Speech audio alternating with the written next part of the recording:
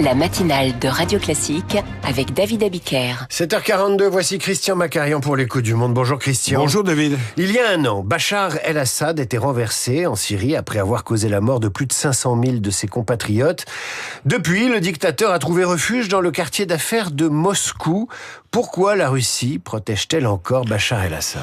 Le Kremlin n'a aucun intérêt à livrer son ancien allié Bachar el-Assad, même si Moscou conserve des intérêts importants en Syrie et tient à nouer de bonnes relations avec les nouvelles autorités dirigées par Ahmed al-Shara. Je rappelle que la Russie dispose d'une base aérienne à Khmeimim et d'une base navale à Tartous, dans le nord-ouest du pays. Le lâchage de Bachar el-Assad enverrait un message destructeur aux régimes autoritaires dont Moscou entend fermement demeurer le protecteur. La signature russe est un label très recherché par des tyrans qu'il ne faut surtout pas décevoir en provoquant un préjudice réputationnel. Les regards se tournent évidemment en premier lieu vers l'Afrique, où les Russes soutiennent des régimes particulièrement bancals. Mais c'est aussi vrai pour des régimes géographiquement plus proches. Oui, absolument. Songez que l'ancien satrape ukrainien Viktor Yanukovych vit toujours en Russie depuis qu'il a été renversé en février 2014. De quoi doper le moral du dictateur biélorusse Alexandre Loukachenko, qui, lui, sait qu'il ne risque rien grâce à la protection assurée de son ami Poutine. Alors c'est comment la vie quotidienne pour Bachar à Moscou ? Alors on la connaît par bribes. On va essayer de résumer ce qu'il y a de plus fiable. Assad aurait quitté le pays avec 250 millions de dollars et serait propriétaire d'une vingtaine d'appartements luxueux à Moscou. Il habite dans un complexe de tours jumelles nommé Moscow City, dans lequel on trouve des supermarchés, des clubs de sport, des restaurants et des bars, ce qui n'empêche pas la circulation d'une rumeur tenace d'empoisonnement dont Bachar aurait réchappé.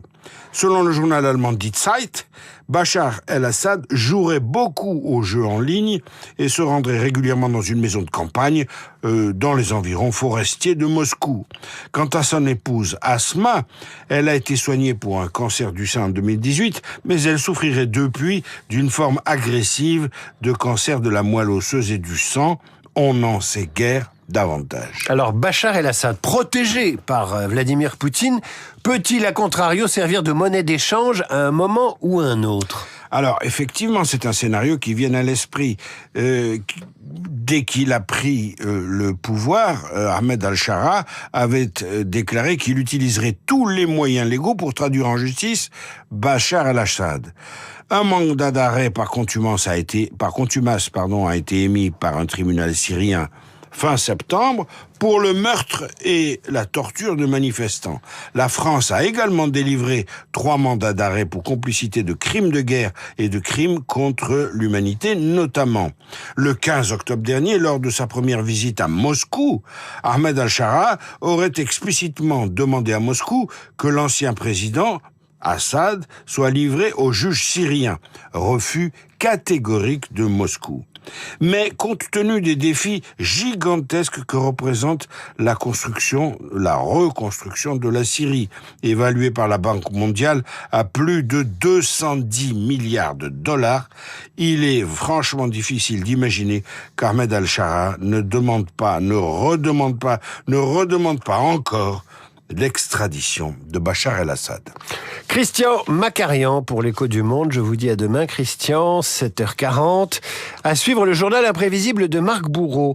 Le député Rassemblement National Jean-Philippe Tanguy propose de rouvrir les maisons closes, les établissements de tolérance entre mythe de la liberté et de l'autonomie et réalité de l'esclavage sexuel à suivre dans le journal imprévisible. Il est 7h.